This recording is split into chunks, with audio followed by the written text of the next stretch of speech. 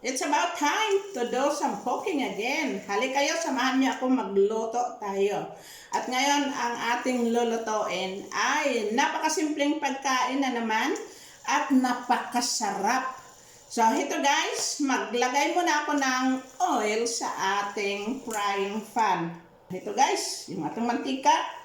So, ngayon guys, ay mayroon tayong garlic, onion, at saka tomato. Of course, always, unahin natin yung garlic. Ayan.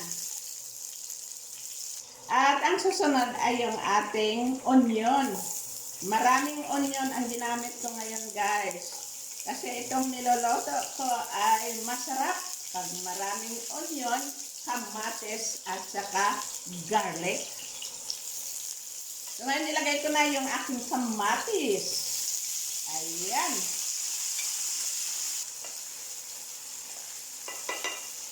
At ngayon, ilagay ko na yung ating surprise. At may pusit tayo. Ayun o, malaki.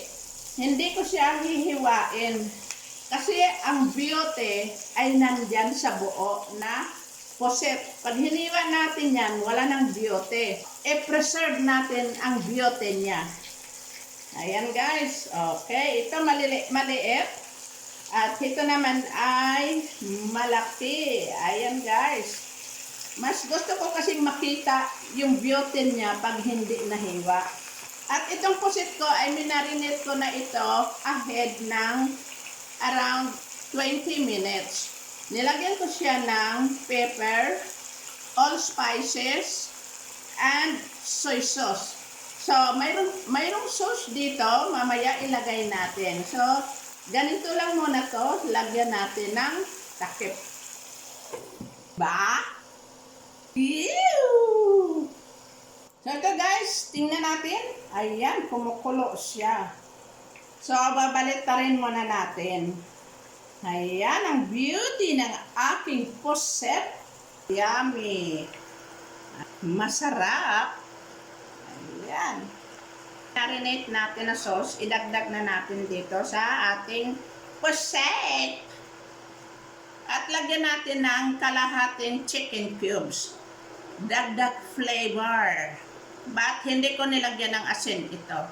Ngayon, ilagay na natin yung ating suka na maanghang. Pangpasarap.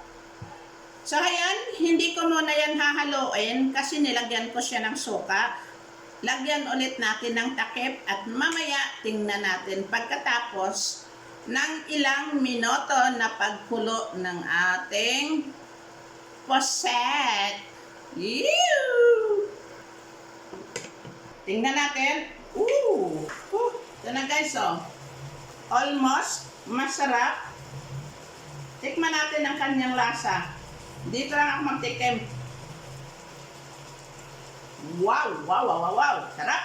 Ngayon guys, dadagdagan ko ng gulay. Tingnan nyo kung anong klaseng gulay ang idagdag ko dito. So guys, oh. Yan. Ito ay alugbate at talbos ng kamote. The reason kung bakit ko ginakombine yung mga ganitong klaseng vegetables, kasi maganda ang kanyang mga benefits.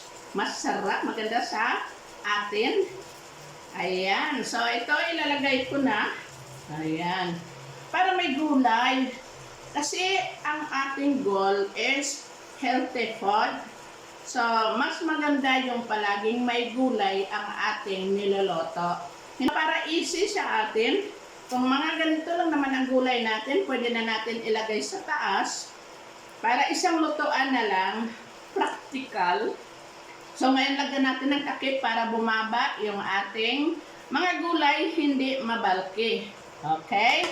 So, pwede na natin mikos-mikosan. Ayan. Diba? Masarap.